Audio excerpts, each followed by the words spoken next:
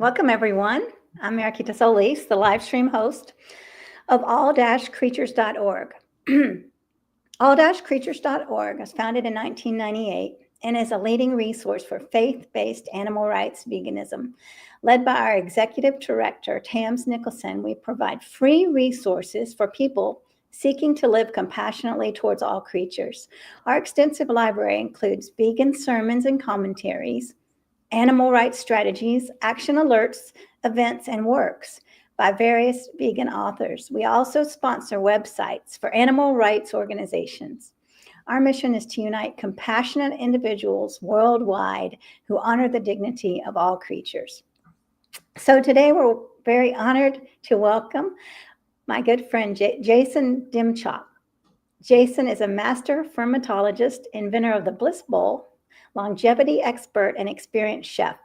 Driven by a passion for traditional cooking methods, he spent 5 years traveling through 16 countries, studying with everyone from grandmothers in villages to world-class chefs. Jason's philosophy is simple. Food should never force a choice between flavor and nourishment. His culinary approach shows that gourmet meals can also optimize brain health, support the nervous system, and strengthen circulation, which helps you to think better, feel better, and function better. Drawing from Japanese, Indian, Middle Eastern, and Eastern European traditions, Jason's food is rich in flavor and grounded in time-tested techniques. Influenced by his grandfather, a pioneer in the American food movement, he has always understood that food has the power to determine whether we live long and healthy lives or face preventable illnesses. With over 20 years of mentorship under the world's top nutritional scholars, Jason continues to merge ancient wisdom with modern science, helping others discover food as both medicine and joy. So welcome, Jason. I'm excited to talk with you again. I know it's been a couple of years or a year since we last talked. It's been about a little over a year, because I remember I spoke to you before the New Life Expo and I did my presentation. Yeah, and we put the link in the chat if you want to watch that previous episode, which was very powerful. And so we're going to get down to another powerful episode today and see what's been going on in your life. Thank you. Yeah, that was a great episode. I mean, I gave the whole presentation about fiber and polyphenols, so I'll try not to repeat. I have some new stuff to share. So, all right. Well, let's start off talking about your vegan journey. When did you become a vegan? What led you to make the transition? So actually, officially whole food plant-based was like in 2020.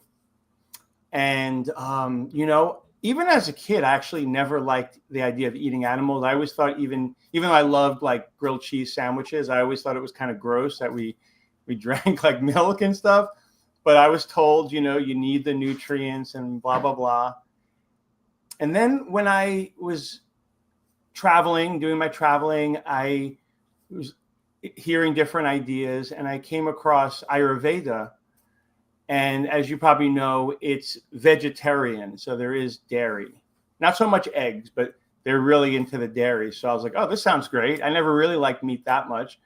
So, and I love the holistic approach. And I was really not feeling good. I mean, like everybody in America, I was like, there's got to be, a better way to eat. And I love the holistic approach. So I don't want to put down Ayurveda. I got so much from it. But after doing it for about 6 years, I noticed that I was not as healthy as I could be. And I just wound up at health expos. And that was always like one of my favorite things, is just, and I kept coming across people who were telling me, oh, you need fish oil. You need like this paleo diet, and then I had studied evolution in university. So I was like, oh, I see, this makes sense. And I just fell into it. I started to eat the fish oil, and then slowly eating meat, and then the keto diets and all that kind of stuff, thinking like, oh, this is the most cutting edge science. And long story, I stayed on that.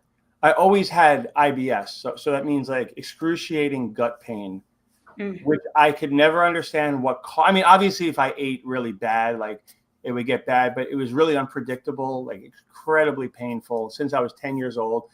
So that's actually what prompted me to like get into healthy stuff as well. And changing the diets would help, but then it would get worse. And then I'm hearing this nonsense about the lectins and all the plant stuff is destroying your gut. So again, I felt it. So I'm like really at this point of like, this is like I can't eat plants. Like I have to eat, like I don't want to eat meat all the time. But I'm like, what am I going to do? Like, and then this guy named Joel Green, who's a genius, like researcher, and he starts talking about the gut and fiber. So I was like, wow, this is different. This is not such a simplistic approach. And I started adding what he recommended, which still included animal products, but I did start feeling better. And then when I met Dr. Shanhong Liu, who is an MD, a medical doctor, but also an incredible researcher, and she grew up animal-based, like traditional medical model. And through her own experimentation, she found that the whole food plant-based is the healthiest way to eat. And I got into a debate with her, I talk about, and then I lost the debate. Like every time I was like, what about soybeans? Like, and she's like, I'm from China. Like we've been eating soy for 2,000 years. Like if it was really a problem, don't you, if it caused infertility, like you say, how do we have so many people? I'm like, I never thought, like she just had like a rebuttal for everything. And at the end of it, I was like, just thinking. And then I came back to her. I'm like, okay, I'll try the plant-based for 10 days. And she's like, great, do it. And she gave me some guidelines and I did it. And then 10 days later, I never felt so good. My gut pain it never felt good for 10 days straight. I'm like, what the hell? This goes against everything I believed. So that's when I just started. It was a summer, I remember. And I was up in Asheville in the mountains, like on like a vacation. And I'm like, I was so excited to be eating all these foods like brown rice and tofu, all these things I always loved. I lived in Japan. So I ate a lot of these foods and fermented vegetable, all these things I stopped eating because I had too many carbs, Uh-huh. Now I'm so happy eating these foods again. And I'm just looking at the research. And I came across Fiber Fueled, which I'm sure everybody knows his book, right? The Dr. B. Fiber Fueled. Okay.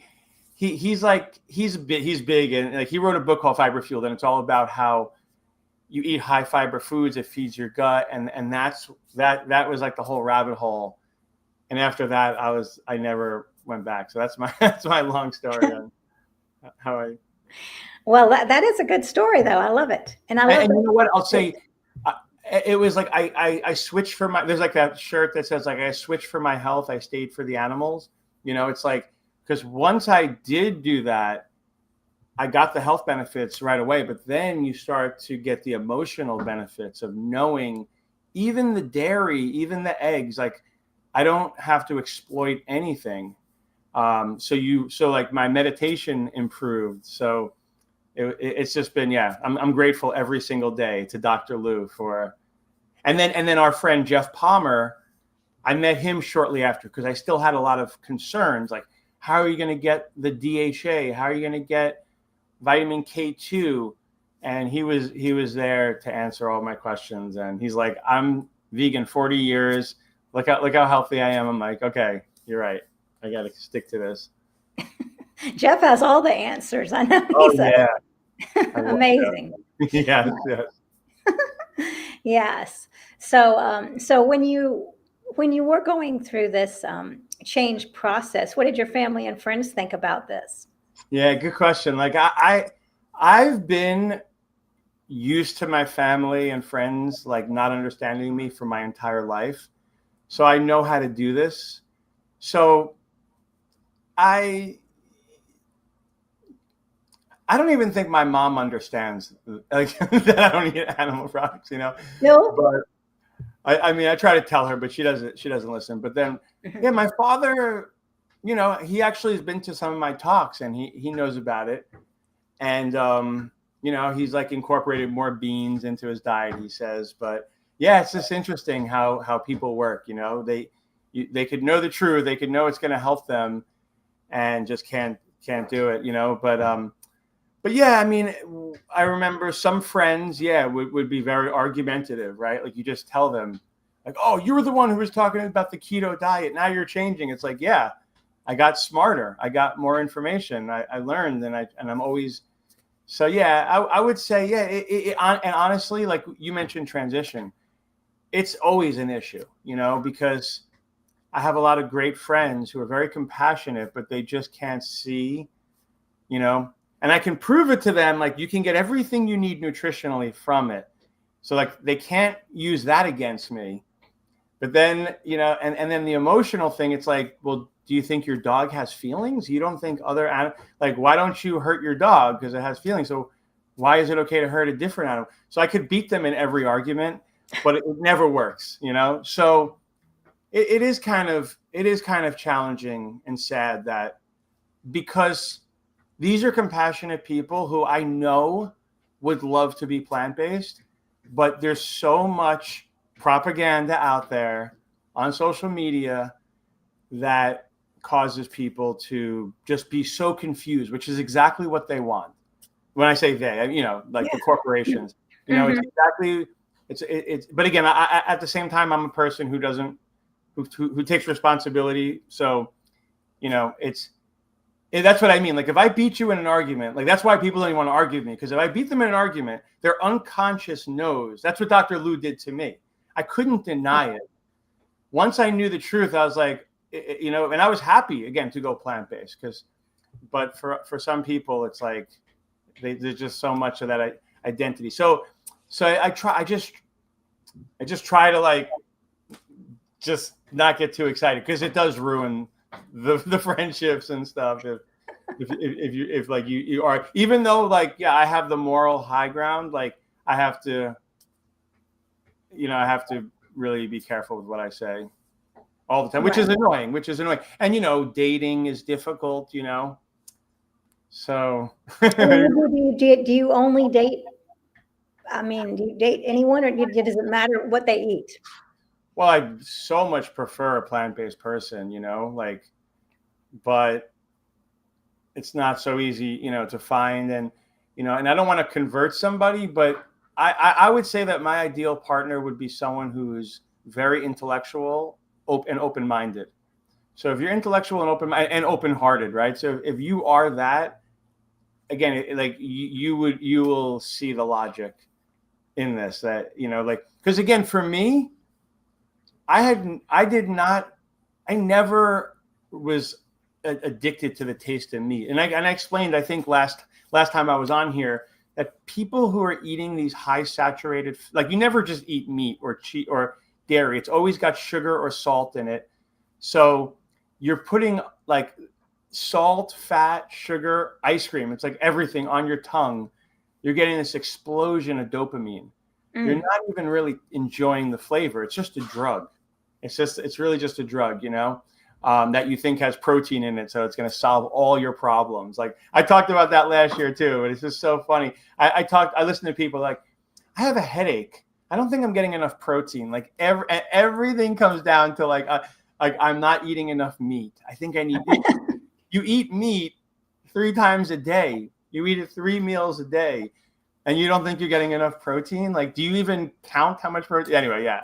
So that's funny. Yes, you're right. It's a big obsession about protein. So, yeah. So, yes, for dating, like we were talking a little before about men and women, it's already difficult, and now it's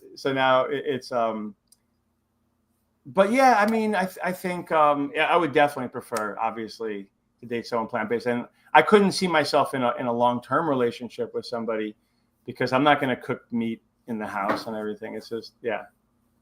Right. Yeah. No, I know it is a big dilemma when if you want to date, and probably eventually maybe spend your life with that person. So you really want to kind of have some core values that matter, that are on the same lines. Well, luckily with me, it's like, well, again, I talked to you a little before too, that I see we're gonna be living in eco villages soon. It's like inevitable, growing food and but what was I gonna say? So we'll kind of just, like, find each other, I think, more and more, like, people who are, like, interested in the same things. I think we'll find each other more, and I think, people say, like, oh, more people are becoming vegan. I think yes and no. I think on a massive scale, no. But I think, like, again, what I'm happy to see is that even the people who are like carnivore, keto, they're all walking it back and saying, oh, you know what? It turns out fiber is important. So fiber is getting kind of popular. So that gives me some hope that there's intelligent people who are listening to, to hearing it. So How long does it take before your body, if you're doing the keto and not eating any fiber, how long before your body says, okay, this is enough?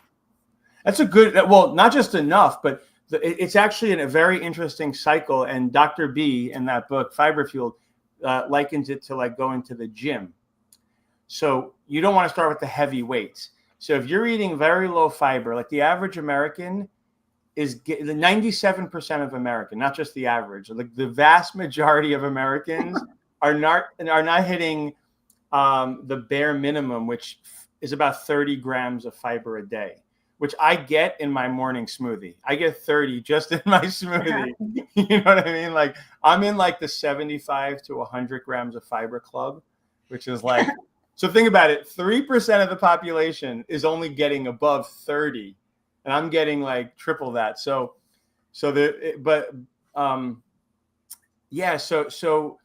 you try to go too big, too quick, you don't have the bacteria to break it down. So it's an interesting process. Like, just like when you have your soil outside, it's the same concept. I call it the Garden of Eden. Like outside is when you have good soil, and the Garden of Eden in your gut is when you have good soil. And it's the same idea. You want to put the good bacteria in, which everybody knows about fermented foods, which is one of my favorite things. But there's also the fiber in the foods. So you can't just pop a probiotic pill. That's what people think you could do. Because you pop it, now you're putting these bacteria in you, but they don't have any food, they're going to die. So in order to feed them, you need the fiber foods.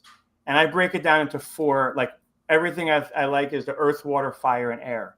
So the earth is your sustenance, your rice and beans, your grains and beans, basically, quinoa, millet. So that has a huge amount of fiber. And then you have the water is like your nuts and seeds, like flax seeds, also very high in fiber and omega-3s. And then you have your fruits, the fire, which is like amazing energy and vitamins and polyphenols. And then you have your green vegetables, which improve your circulation. And they all contain different types of fiber. So again, everybody's worried about this protein when there's literally like, I think we need something like 12 amino acids, and that's all we need is 12 amino acids. And you can get that from meat. You can get that from like Jeff Palmer has this new mycelium protein powder. You can get it from bean, like you just combine like beans and any 2 vegetable, you're going to get all 12 of these.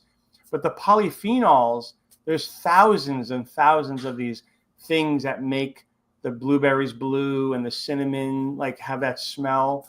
So people ask me like, where do you get your protein from? Like, where do you get your like fiber and your polyphenols from? What do they say? Well, they don't even know what I'm talking about. They're not really interested. Okay, yeah, then no, I get it, yeah. All right, well, so how does the peace of not eating creatures today manifest in your life? Yeah, it's one of like the best. It's like having this big weight lifted off your shoulders, because again, one of the things I'm really fascinated with, like besides food and fiber, is the unconscious, is psychology. And if you're like, I'm the unconscious, it has 95, all our memories. It's most of who our mind is, and it hates hypocrisy. It hates hypocrisy. So that's why we have to people are very strategic in how they lie to themselves. So if you're like, are you a compassionate person? Of course I am. So what does compassion mean? Oh, I don't want to see people. I don't want to see, people suffer. Like, oh, do animals suffer? Can an animal suffer? Yes. So it's like, so when you go to the store and you get the meat, in the package, or you go to the restaurant and the meat is brought before you, are you aware of that was once a living being that did not want to die? It didn't want to be born in slavery. It didn't want to be artificially inseminated, and taken away from its mother. So So everybody who eats animal products knows that deep in their unconscious. So they're walking around living a lie, and that takes a toll on you. So why? Now tell me, how does that take a toll on you? Because again, the unconscious doesn't like you lying. So you want to be a compassionate person. Like, when you lie to somebody, if you've ever, I'm sure we've all lied, and if you're not a sociopath or a narcissist, like lying to someone, it hurts you, like weighs on you. It's like, oh man, I feel so bad, So it's the same type of thing. It's like you want to be compassionate. You don't want someone to like slit your throat. You don't want someone to eat your body. Right. You don't want that to happen to you, but you have to justify, I'm going to eat this. So it's almost like you have to like lie to yourself and then close that lie off. And that's why we are so threatening to people. Like, I go to a Buddhist retreat, and everybody's talking about compassion for 10 days straight. And then right after that, they go eat chicken. Like, they go out to eating chicken as if it wasn't. I mean, it blows my mind. Yeah, that is. So yeah, I mean, it's to me, it's one of like the best feelings. Like, I could look at a squirrel's face. I just feel so much more connected to well, another a way you could think about it is like people talking about opening up their heart chakra, going to this retreat, getting a blessing from some guru, and now my heart chakra's open, but then eating animals. It's so, to me, the way I look at it is you open your heart through action. No one can open up your heart. You open up your heart through being loving and compassionate. So if you stop eating animals, like, you can't love something and eat it. Imagine like you love your kids, but you're going to eat them. You can't love. So I can truly say I love animals. And because of that, my heart gets to open more, which makes you feel so much more, happy, really. So again, I always make a joke that like my whole approach to growth, spiritual growth, physical growth is very self-motivated, because when you don't eat the animals, you're going to be healthier, you're going to look better, you're going to feel better, and like you're going to spiritually feel better. So it's like the most selfish thing you could do is be nice to everyone, including animals. Well, that's very true, because you're not having to fight against your conscience. Exactly. Conscience. That's right. That's it. And that's a hard fight. Yeah. Exactly. You have to sustain that all the time when you're living a lie, and then you're having to say nope, and trying to justify that lie. And that, you're right. That is why vegans are threatening, and I think it's why I think that authentic people also threaten others that are kind of living afraid to be authentic. I mean, the same sort of thing. It's threatening. So I mean, look at the story of Jesus. I mean, that's like the perfect example of that. Oh yeah. And then you've seen Christspiracy, so we That's true. Christspiracy, exactly right. And I think Cam is going to come on the show, Cameron. Nice. Yeah. So, all right. So all that makes very much sense. Very, very makes sense. So, what's your most memorable experience that you've had as a vegan? Memorable? I mean, like in a positive light, do people usually answer that? Yeah, I guess whatever you have, whatever you want to give us, we'll take it. We'll look at it. We'll make some positive out of it. I'm trying to think. I mean, like I said, the whole thing, it's really one of these things. Like, to me, truth is a gift that keeps on giving. It's like I guess it's been almost 6 years. Like, every day is more memorable, like, and just appreciate it more and more and see the benefits of it. Okay. I mean, I guess, like I said, like early on, if you want to, I can think of one time is like my IBS going away was huge. And then also I noticed, like, I always, growing up on the standard American diet, the keto, like I always struggled with keeping myself very lean. Like I had to work really hard at it.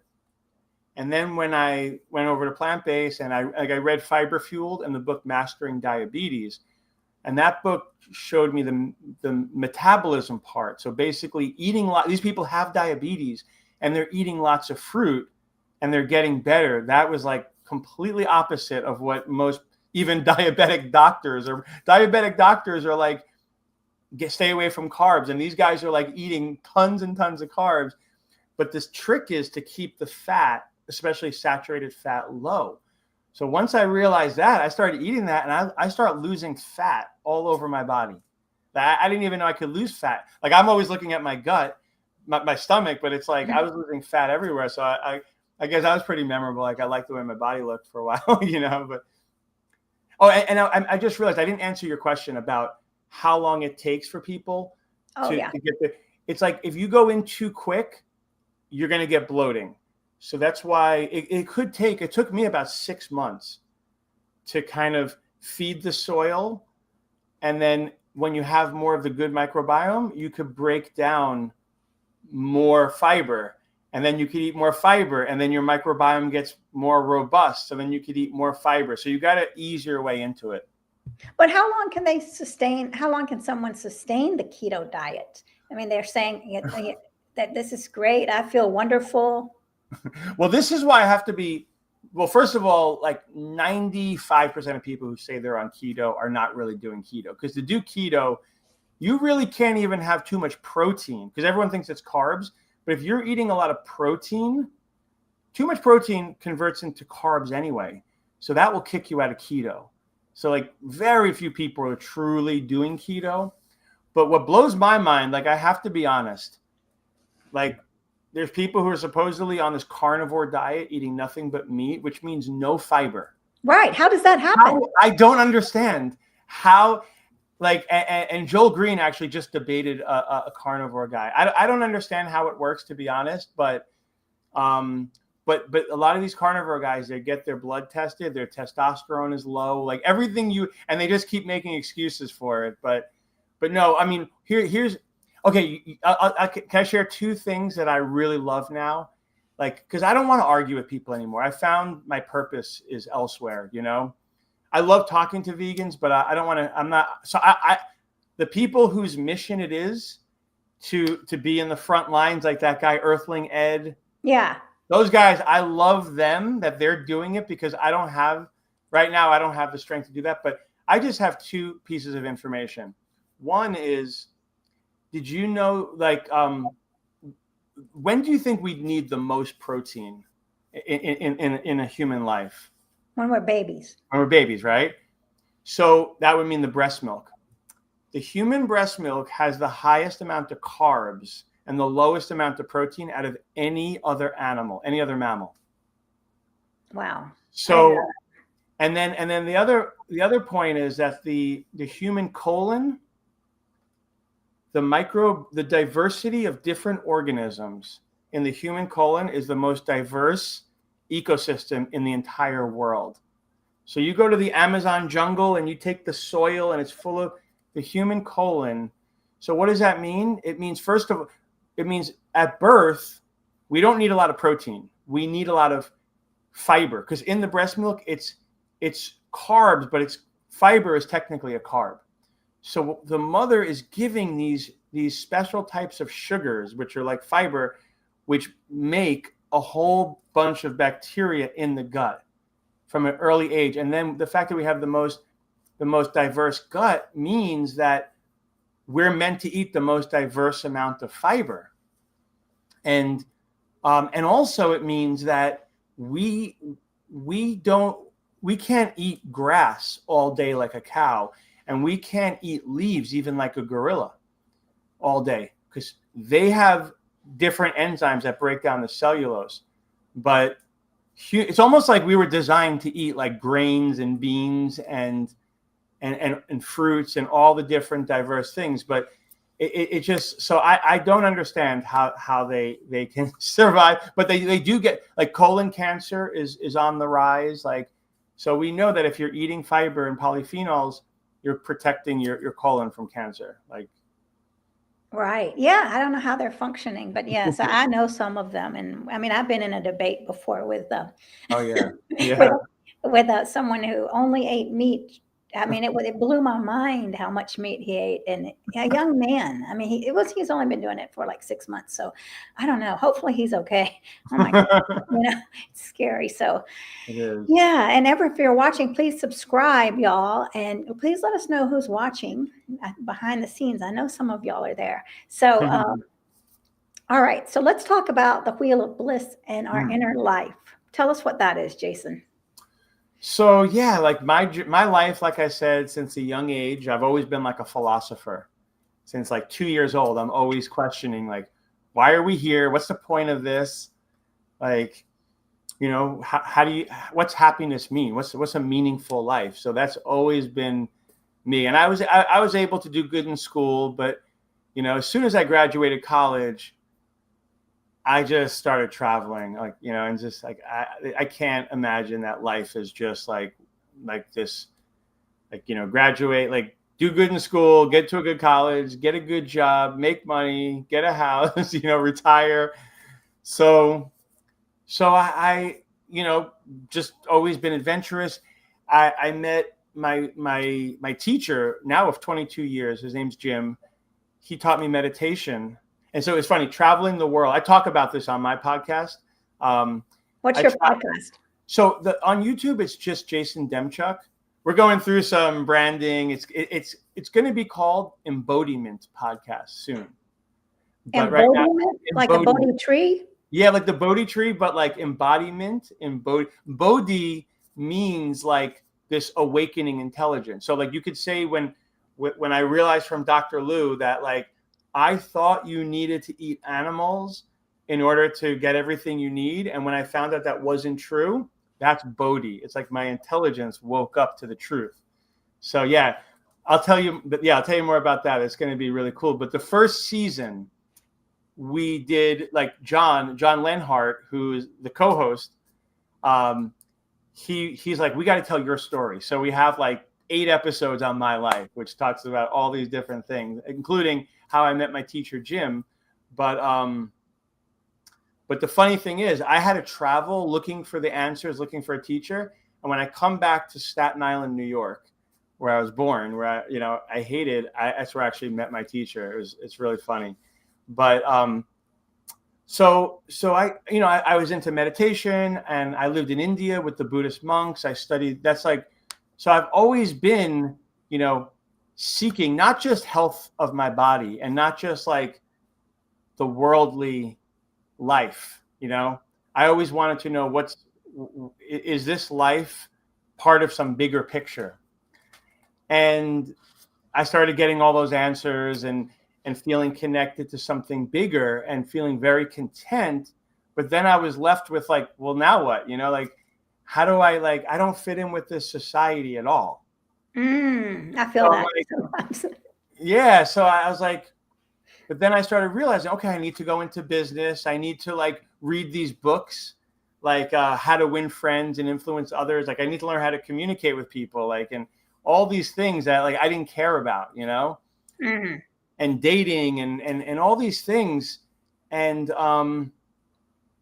then also public speaking. I was like, like now I'm talking to you, I feel comfortable, but like this was like terrifying even 5 years ago. So I realized, that everything really comes down. Like if you look at, like we said, the unconscious is like 95% of running our life. Stories that we are told or we tell ourselves under 10 years old are running our whole life. At the root of our unconscious, everybody's driven by 4 basic drives. Like one of them is security, stability, right? One of them is connection, feeling like you're part of, you're part of a family, you're part of, being your uniqueness, being able to express your uniqueness and growing and evolving. So we're all seeking that, but we're all doing it terribly. We're overdoing one. We think, and again, most of it, how most people have it is, if I just get the money, which is the earth element. You could say the earth is like, if I just get the money, everything else will fall into place. And study after study shows it doesn't work that way. People win the lottery, they're more unhappy. And so, and then you could say, some people say, I just need to get married. It's all, you know, if I just get married, I'll be happy. They get married, they're not happy, right? Well, I don't need anybody else. How about that? Yeah, I'm independent. exactly. I don't need anybody. Exactly. So that's exactly right. So what I found, and studying all these ancient, you know, scriptures, like I go right to the source. And what I found is these 4 elements show up everywhere. And so these are the 4 basic, I realize this is the 4 basic drives. So instead of what most people do, very popular, is like, what's your birth time? So I can look up your chart and I can look at when you were born, and now I'm going to know all about you. And I really tried to buy into that, like, because I wanted to know, like, yeah, if we can know who we are, then we could live life better. If we know what our strengths and weaknesses are, wouldn't that be great? But I found it just wasn't accurate, you know? It's like, why do I want to see when you were born? Like, why am I going to say I'm a Pisces, I'm a water sign? We're all 4 elements. We're all 12 signs. That's a complete human. That's what my understanding is. That's what astrology was originally meant for. Not about, oh, you're born this way, so you're this way. To me, again, that's prejudice. Prejudice is putting people in boxes, putting yourself in a box. I'm an accountant, right? We are so much bigger than we realize we are. So what I mean by that is, if you really want bliss, which we all want and we all can have it, you need to look at all 4 elements and recognize that you need all 4. Now, there's always going to be one element that is very natural for us. For me, it's the air, for example. So air represents studying and learning, critical thinking. So that's my natural thing. Like, I tell people I read a 1,500-page Buddhist book. They tell me that's their biggest nightmare. That's my happiest thing I can do, you know? So we're all different. We all have, but then we have elements that we have another element, like for me, it's the water. The second element is the one that we're going to overdo. We think this is going to solve our problem. So the first one is our natural, and we already mastered it. Next one is, so for me, it's like, yeah, if I just get the girlfriend, or if I just meet enough people, then that's going to balance my life. So that's the one I have to look at and kind of do a little bit less. And then there's the fire element. The fire element, for example, the third element is the one which you tend to ignore. So for me, it was the fire, which is expression. Mm-hmm. You know, so it matters how you come across to people. Like branding. Branding is a perfect example of fire. So that's something I avoided.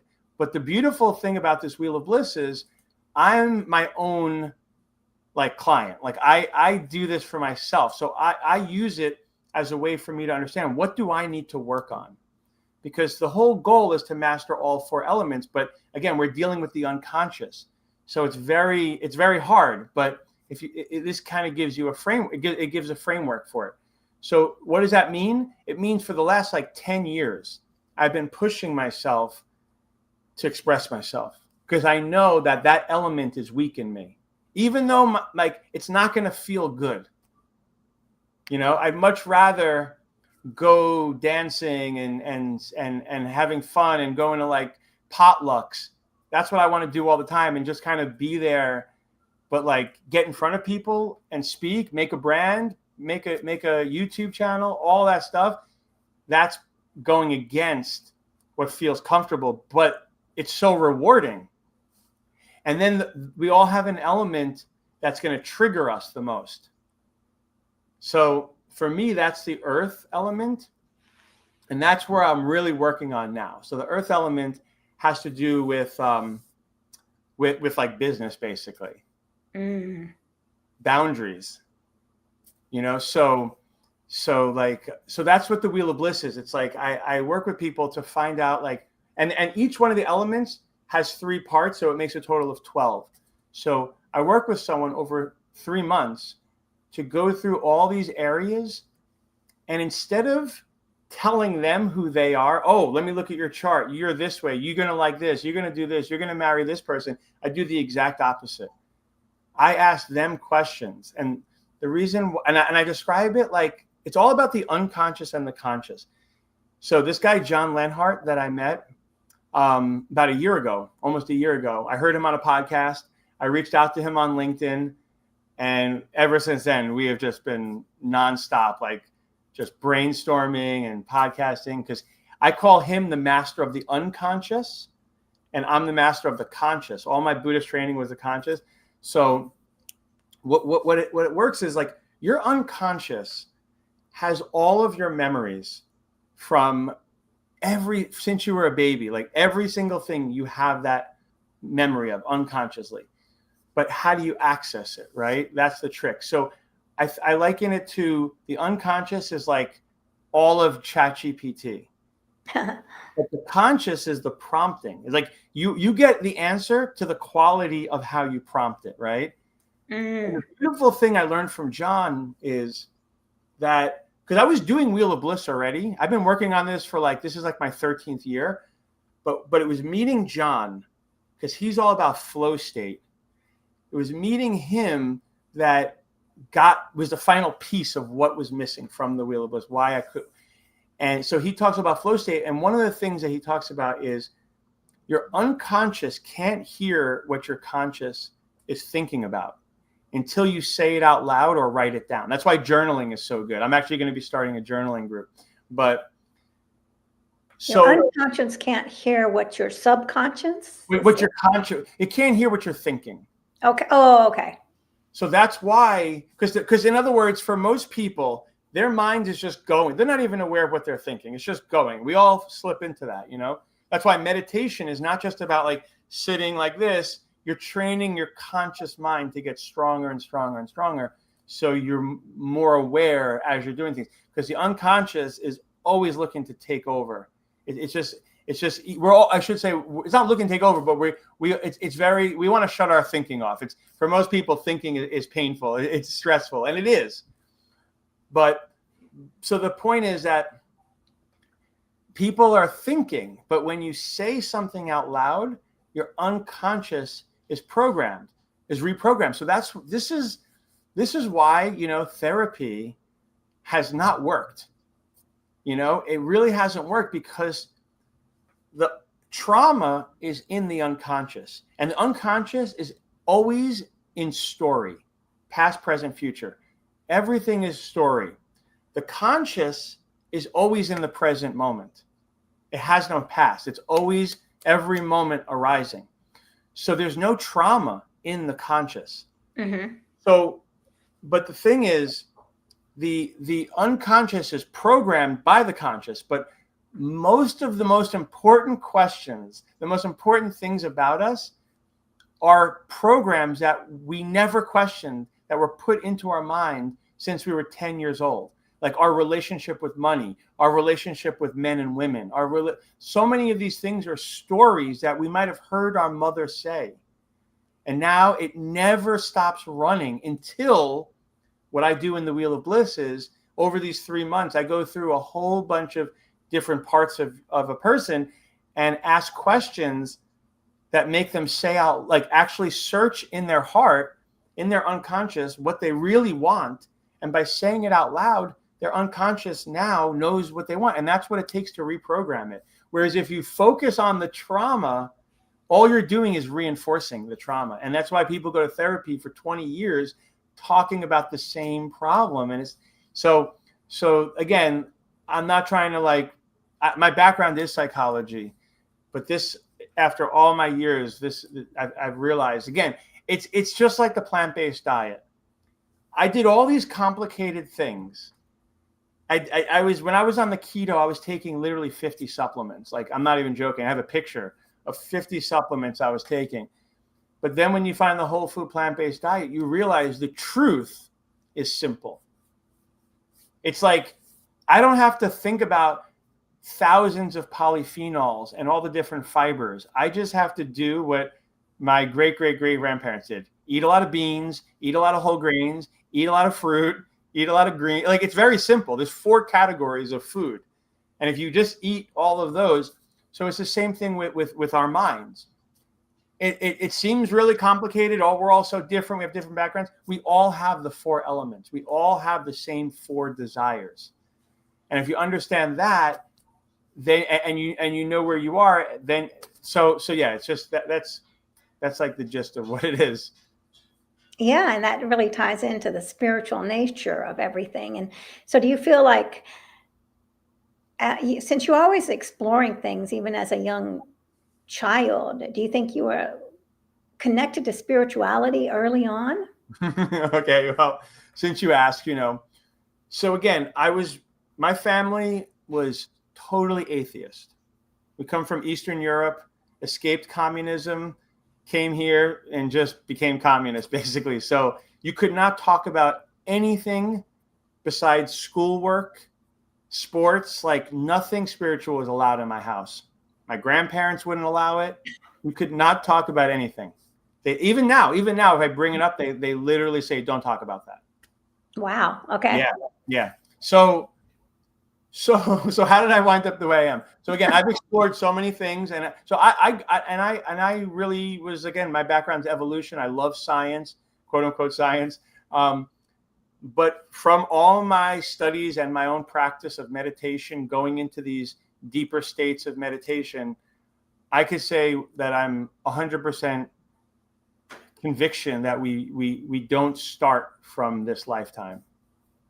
So you do have the influence of your parents' genetics, but there's a third component which we call the mind stream, and that so I was told, and I feel that I was doing this for many, many lifetimes. Well, I believe it. But coming to this country, coming to America at this time, because I think most of my lifetimes were Tibetan, India. I was from that part, so I made a conscious choice to come to New York City, to this chaos at a chaotic time, But I think it's all, again, it's all about how we tell the story. So for my whole life, I was like, why was I born at this time? I don't belong here. I never understood. I didn't want to play competitive sports. My parents forced me to play baseball and basketball. I hated every second of it, Like, most things made no sense to me in this culture. But now I can rewrite my story. Now I can look at the divine plan and say, oh, it makes perfect sense. I came here to learn, to be challenged, which is how you grow, but also I feel like, this is where I'm supposed to bring these teachings that I've practiced over so many lifetimes, and so I would say yes. To answer your question, it definitely started because if you look at my family, like if people who think everything is genetic and nature and nurture, like I have 50% the same genetics as my sister. We grew up in the same home. Like, you couldn't find more opposite people if you search the whole world than me and my sister. So how do you explain that? And my mom is always asking me, she's like, well, why do you think this person is that way? And she can never understand it. I'm like, because we're more than just our genetics. We're more than, but she won't go there. That is so interesting. No, yeah, my brother and I are very different. We're nothing alike. So Yeah. Get it. Yeah, I get it. Wow. So what if somebody was listening and they haven't really thought about anything about related to conscious or unconscious, Mm-hmm. and they'd like to explore this? What would be the first step to doing that, or kind of connecting to that spiritual side? What would you suggest for them? Oh, good question. I recommend the same thing for everybody. Like, first step is to basically find a 5-minute, especially now it's so important, a 5-minute, 5 minutes of your day that you can commit to, morning or night, where you can shut your phone off, put it away, and either lay down or sit up, but lay down if that sounds good, and breathe into your belly. And like, for example, you could inhale for like 4 seconds, 5 seconds, 6 seconds, hold it for a little bit, and then exhale slower than you inhaled. So if you're inhaling for 4 seconds, 5 seconds, holding it for 2 seconds, exhale for 6 seconds, 7 seconds. That activates the parasympathetic nervous system, which makes you relax. So before you could, like, that will give you a little taste of, because we really are two people. We really are conscious that and they're supposed to be best friends. We're supposed to be best friends with ourselves. People talk, oh, self-love. Self-love is like getting my nails done, going to the spa, but self-love is a real thing. It's really like loving, like your unconscious wants to love the conscious, and the conscious really wants to love the unconscious, because all of our attraction, all of our power and energy comes from the unconscious. But the unconscious doesn't know what we want. So it's like both people, it's like a terrible marriage, So laying down, connecting with your breath, bringing yourself to the present moment is kind of like the first step in just like being present. Because if you're not there, then you can't do really anything, and then over time you'll deepen that connection. You'll feel what's going on in your body. You'll feel that, what people, I call it like the Christ consciousness. Like, or in people, like for the guys out there, like my generation, it's like Star Wars, like the Force. Like there is this force that connects everything, and we're all swimming in it like the water, and we can plug into it anytime. You have your 5 senses, but you also have this feeling that you could plug into, and it feels very nice.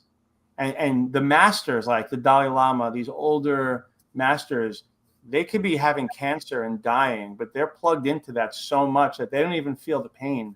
There was a great master called the Karmapa, and he reincarnated. Every time he dies, they find him. So now he's probably about like 40 years old, but his previous lifetime, he actually died in America in a hospital. He had cancer, and the doctors couldn't believe that he didn't even need any painkillers. He was smiling, he was teaching, and like there's like no way he should be in incredible pain.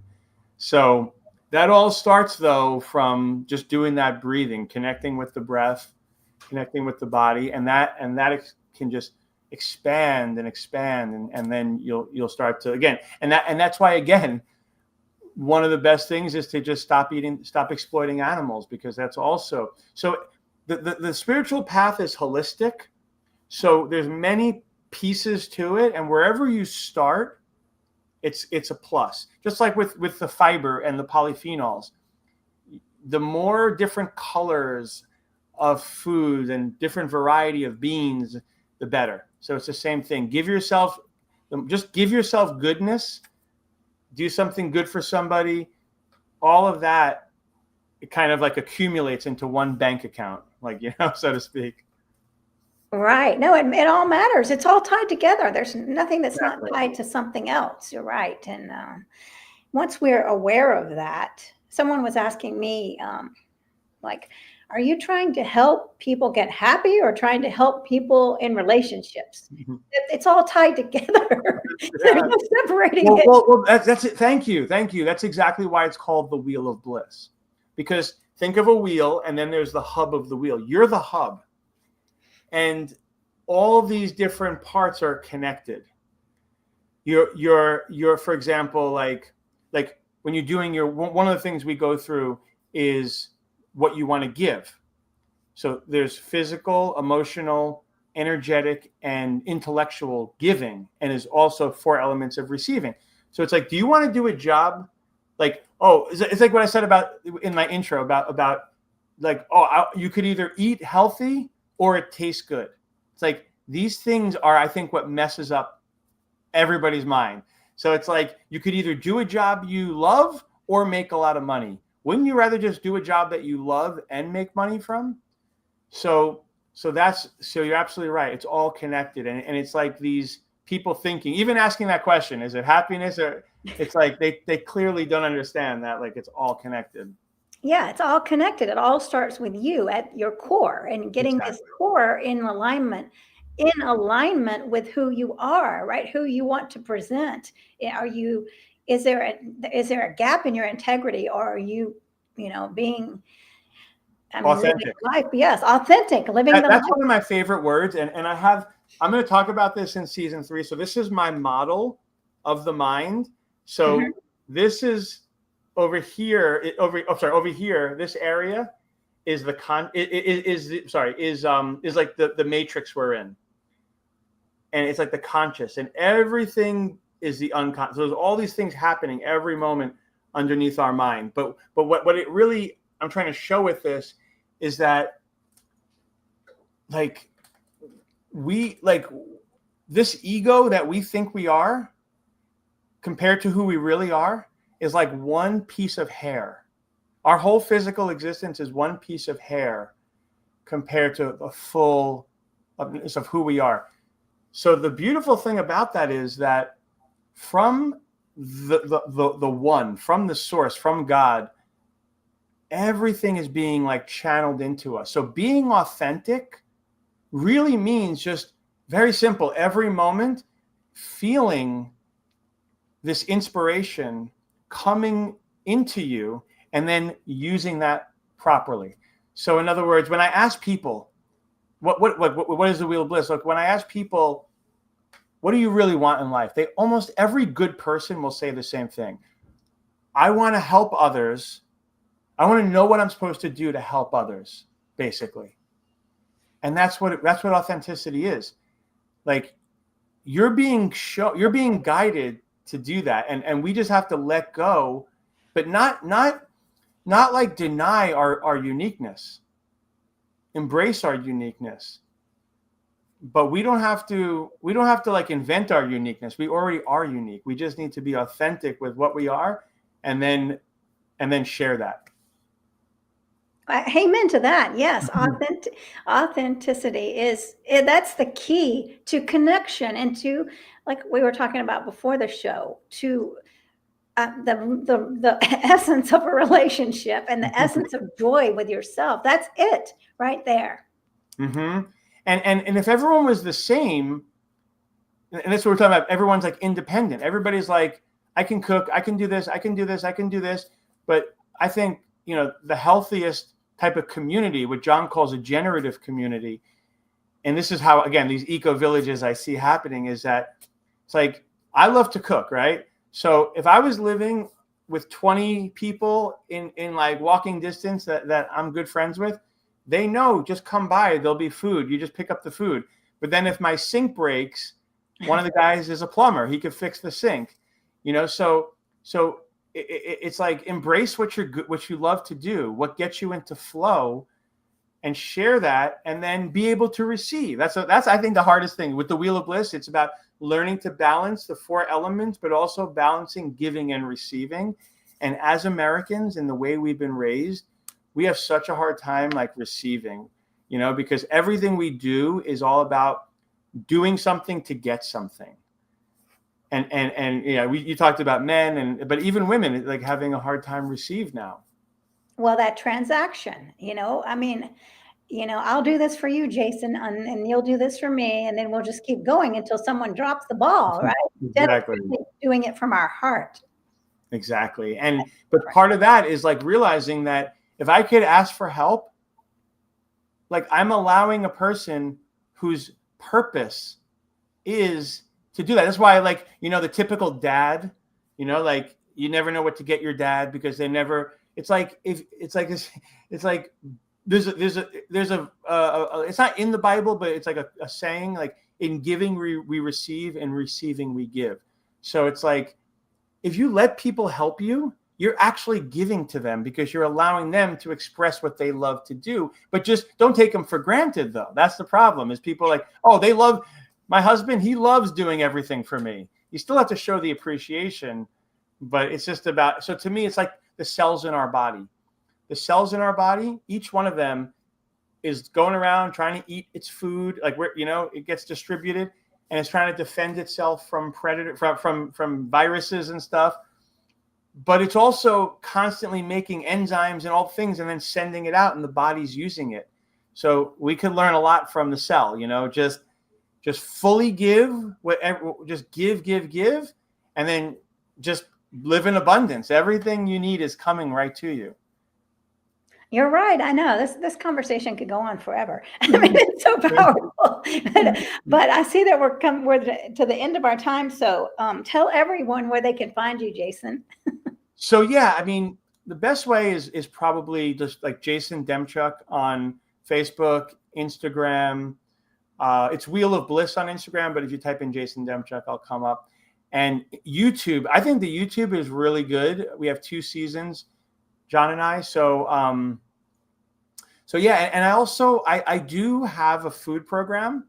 So if people want to work with me, either on the Wheel of Bliss or on, the food program, I don't work with like everybody with the food thing. They have to really want to get it. I don't want to be arguing with them about plants, like, can you eat this? Can you eat this? Like, but and one thing I just want to share before we end is like, one thing I've learned that I'm really excited about is, I love fermenting stuff, right? So I'm always fermenting vegetables, and that gets you probiotics and vitamin, extra enzymes and everything.